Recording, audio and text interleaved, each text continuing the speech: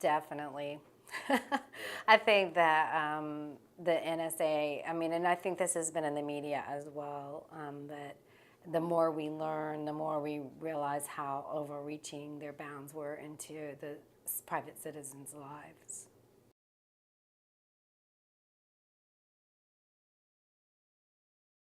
Depending on how the law is written and what the goals of the law are, it could be a threat to private citizens and their privacy. And if it is, then I would counsel Congress to proceed very carefully. You know, sometimes they write bills that are pages and pages long, and it's really hard to understand what's going on for the average citizen. And I hope that if they do seriously consider this act, that they make it very crystal clear to the citizens what the impact is on their private lives.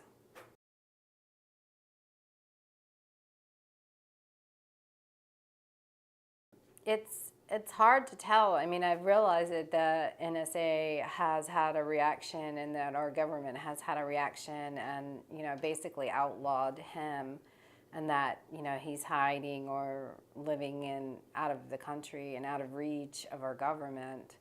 I guess that I could say we would just have to be watchful and careful to see what that effect is.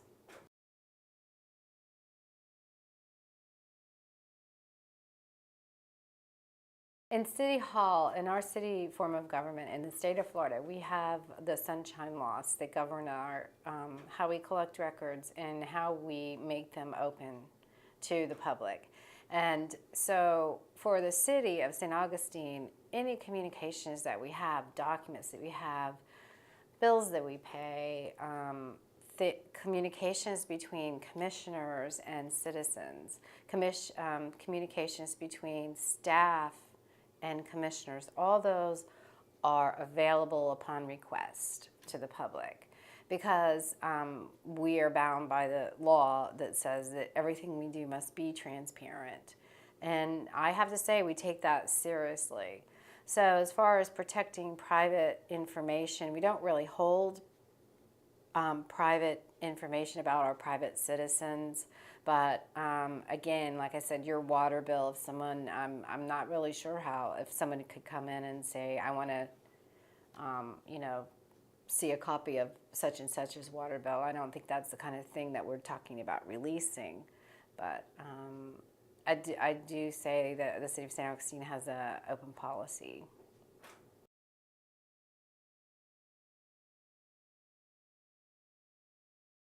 Whether he's right or wrong, I do feel like his actions did impact us as a nation and did affect us as a nation and as citizens.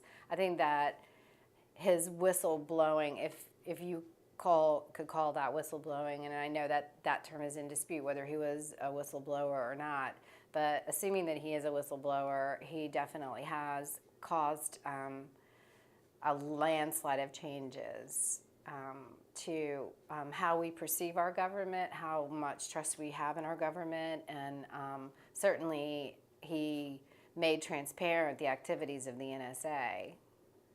I have followed in the news the NSA issue and the intrigue of Snowden and what he did, and the debate on whether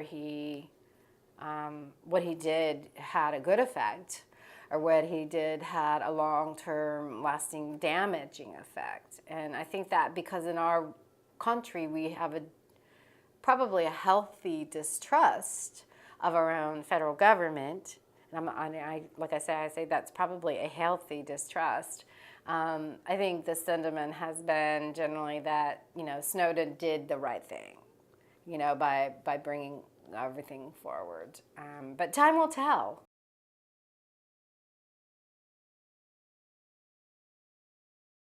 I think that's more of a national scale. I haven't seen anything come through that changed legislation at the state level or at the local level.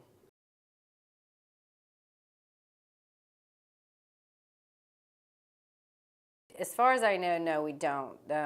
We do have a policy about openness and transparency of our records so that the citizens do know what our activities are. And if the citizens are concerned that we're holding information that's inappropriate for private citizens, we would open our books and all of our communications and all of our records to show that here is what we do and here is what we don't do.